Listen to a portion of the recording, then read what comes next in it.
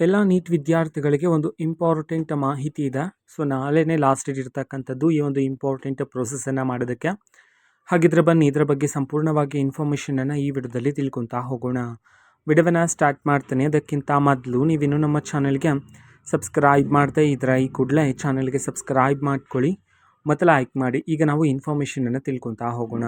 ಹೌದು, ಇದೀಗ ನೀಟ್ ವಿದ್ಯಾರ್ಥಿಗಳಿಗೆ ಒಂದು ಇಂಪಾರ್ಟೆಂಟ್ ಇನ್ಫಾರ್ಮೇಷನ್. ಸೊ ಈ ಹಿಂದೆ ತಿಳಿಸ್ಕೊಟ್ಟಿದ್ವಿ. ವಿದ್ಯಾರ್ಥಿಗಳು ನೀವು ಅಪ್ಲಿಕೇಶನ್ ಹಾಕುವಾಗ ಫೀಸನ್ನು ಏನು ಪೇ ಮಾಡಿದ್ರೆ ಮೊದಲಿಗೆ ನೀವು ನೀಟ್ ಎಕ್ಸಾಮನ್ನು ಬರ್ತಾರಲ್ಲ ಆವಾಗ ಆ ಒಂದು ಫೀಸನ್ನು NTA ಕಡೆಯಿಂದ ರಿಟರ್ನ್ ಮಾಡಲಾಗುತ್ತೆ ಅಂತ ಹೇಳಿ ತಿಳಿಸಿದ್ರು. ಅದಕ್ಕೋಸ್ಕರ ನೀವು ಅಪ್ಲಿಕೇಶನ್ ಹಾಕುವಾಗ ಬ್ಯಾಂಕ್ ಡೀಟೇಲ್ಸನ್ನು ನೀಡ್ತಲ್ಲ, ಸೊ ಅದೇ ಒಂದು ಅಕೌಂಟ್ಗೆ ರಿಫಂಡ್ ಮಾಡಲಾಗುತ್ತೆ ಅಂತ ಹೇಳಿ ತಿಳಿಸಿದರು. ಆದರೆ ಮತ್ತೊಂದು ಅಪ್ಡೇಟನ್ನು ತಿಳಿಸಲಾಗಿದೆ. ಏನು ಅಂತಂದರೆ, ನೀವು ನೀಡಿರ್ತಕ್ಕಂತಹ ಬ್ಯಾಂಕ್ ಡೀಟೇಲ್ಸು ಅದು ಕನ್ಫರ್ಮೇಷನ್ನ ಅಥವಾ ಹೇಳಿ ನೀವು ಮತ್ತೊಮ್ಮೆ ಕನ್ಫರ್ಮ್ ಮಾಡಬೇಕಾಗಿರುತ್ತೆ. ಹಾಗಾಗಿ ನೀವು ಮತ್ತೊಮ್ಮೆ ಕನ್ಫರ್ಮ್ ಮಾಡೋದಕ್ಕೆ ನಾಳೆನೇ ಲಾಸ್ಟ್ ಡೇಟ್ ಇರ್ತಕ್ಕಂಥದ್ದು. ಯಾರ್ಯಾರು ಕನ್ಫರ್ಮ್ ಮಾಡ್ತಿರೋ ನಾಳೆ ಅಷ್ಟರೊಳಗಡೆ ಸೊ ನಿಮಗೆ ಅಮೌಂಟ್ ಆದರೆ ರಿಫಂಡ್ ಆಗುತ್ತೆ ಅಂತ ಹೇಳಿ ಸಹ NTA ಕಡೆಯಿಂದ ತಿಳಿಸಲಾಗಿದೆ. ಅಫಿಷಿಯಲ್ ನೋಟಿಫಿಕೇಷನ್ NTA ಅವರ ಅಫಿಷಿಯಲ್ ವೆಬ್ಬಲ್ಲೂ ಸಹ ಇರ್ತಕ್ಕಂಥದ್ದು.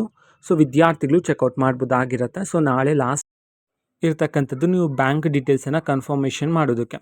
ಓಕೆನಾ? ಸೊ ಇದು ಇವತ್ತಿನ ಒಂದು ವಿಡಿಯೋ. ಅದೇ ರೀತಿ ಇನ್ನೂ ಹಲವಾರು ಯೋಜನೆಗಳಿಗೆ ಸಂಬಂಧಪಟ್ಟಂತೆ ಮಾಹಿತಿ ಬಂದ ನಂತರ ಆದಷ್ಟು ಬೇಗ ನಾನು ನಿಮಗೆ ಇನ್ಫಾರ್ಮೇಷನನ್ನು ತಿಳಿಸ್ತೇನೆ. ಇದಕ್ಕೋಸ್ಕರ ಚಾನಲ್ಗೆ ಸಬ್ಸ್ಕ್ರೈಬ್ ಮಾಡ್ಕೊಳ್ಳಿ ಮತ್ತು ಇನ್ಫಾರ್ಮೇಷನ್ ಇಷ್ಟ ಆಗಿದ್ದರೆ ನಿಮ್ಮ ಫ್ರೆಂಡ್ಸ್ ಆ್ಯಂಡ್ ಫ್ಯಾಮಿಲಿ ಮೆಂಬರ್ಸ್ಗೂ ಸಹ ವಿಡಿಯೋವನ್ನು ಶೇರ್ ಮಾಡಿ.